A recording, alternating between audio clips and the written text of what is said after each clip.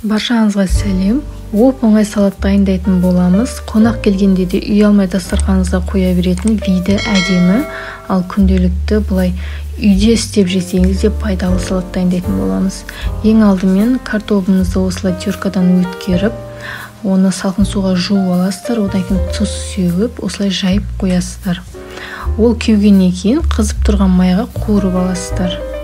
Тауықтың етін қайнатып алып, ұзынша етіп турайсыздар. То есть менде тауықтың еті бір күн алдын тұздалған. Тұздап қойсаңыздар, дәмі өте әдемі болады.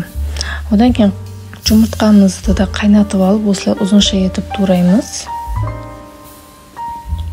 Қиярды да ұзынша етіп турайтын боламыз. Егер бұндай қияр болмаса, кәдімгі тұздалған қиярда бола береді.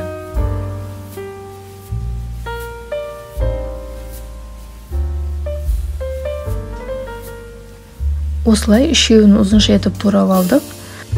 Енді банкадағы жүгерімізді суынан ажыратып алып, құрғақ күйінде салатын боламыз. Енді шамалап тұз саласыздар. Егер ұнатсаңыздар, сарымсақ салсаңыздар болады. Мен өзім сарымсақ қосқанды жақсы көремін. Майонезді де қалауыңыз бойынша салсаңыз болады. Осылай барлығын салып, араластыра саламыз.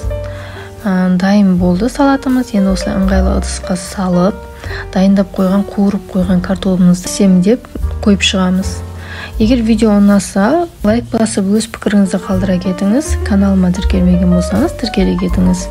Жаңа рецептерден қалып қоймас үшін жанында қоңыраушаны басуды да ұмытпаңыз.